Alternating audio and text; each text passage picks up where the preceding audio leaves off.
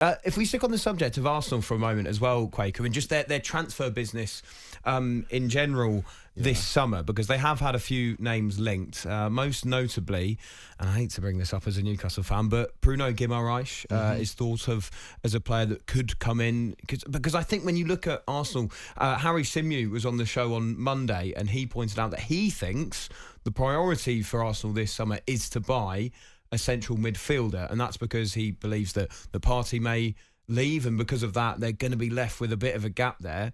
Do you think the answer is Bruno Guimarães, and do you think that it's worth them paying his release clause, which is 100 million? I don't know if Bruno Guimarães is worth 100 million. Arsenal spent 100 million on Declan Rice last summer. That was supposed to be transformative. It was to an extent, but they still finished second. That's where they finished the year before. I agree they need a centre midfielder, but I think you can go and find a cheaper alternative. I think there's a premium when it comes to midfielders that are playing for essentially one of your Premier League rivals. I think Arsenal can cast their gaze abroad and try and find somebody that fits what they're looking to do and also is a lot cheaper. Arsenal looked so formidable, especially when Partey was fit. We had Partey, Rice, Odegaard.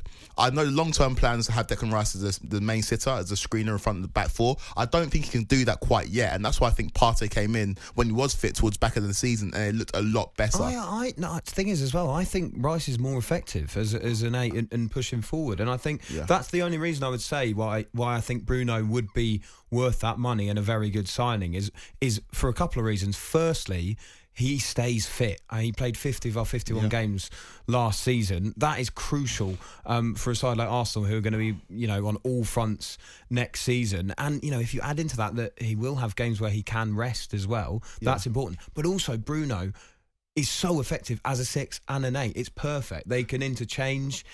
For me, I think it would be worth Arsenal spending that money. He is that good a player, in my opinion. I think the question you're asking about is, it centres around Declan Rice, right? You pay over £100 million for a player and you bought him for a specific role. He's shown that he can do so many other things on the pitch, and off the pitch he's a vocal voice in the dressing room, but he can't do what you need him to do.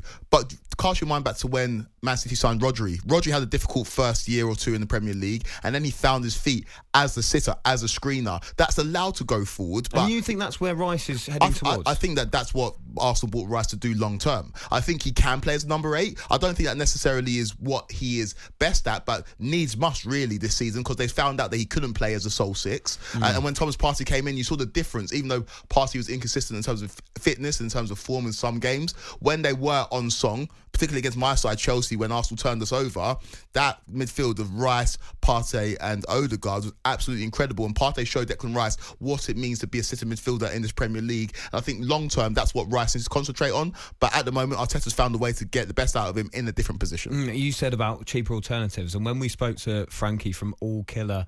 what was it? All Villa No Filler. Brilliant podcast name, that, by the way. And it's a brilliant podcast as well. But he was, mentioning the fact that a bit like Newcastle, Villa may need to sell this summer as well and raise some funds, because they're very close to the line on PSR. Douglas Luiz had a very good season for them. Now, they'll be very reluctant to sell him because, of course, they're heading into this Champions League campaign. But do you think he might come a bit cheaper than Bruno Guimarães? And do you think he's the kind of player as well that fits that profile and that Arsenal should go after? Yeah, they were interested in him before.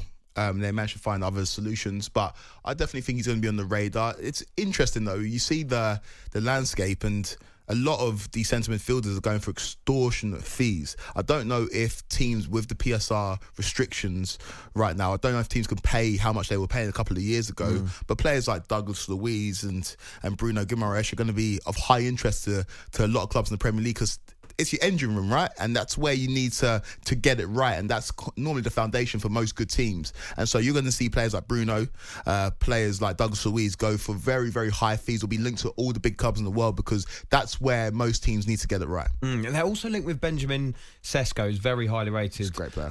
From Leipzig. Fantastic striker. I mean, he's been linked with all sorts of clubs in the Premier League as well, including Newcastle. His stock is very high. Gives me Zlatan vibes. Like, he's a player that he's obviously huge, 6'4", but he can do a bit of everything. He's not just a goal scorer, he's an entertainer. He'll throw in a step over, he'll throw in a Maradona. He's like a kind of player that gets fans off their feet. And we're living in an era where teams are opting for big strikers, but Sesko's something a little bit different, and I expect him to go right to the very top. Right to the very top. Loving that tonight, mate. Absolutely loving. And you still haven't done the Harry Redknapp impression. I'm not doing it, mate. Go on. I'm not doing it. Give us one. I'm not Give doing us one. it. Go on. After the break. Oh, very, very, very. On AM, on DAB, via the talkSPORT app and on your smart speaker.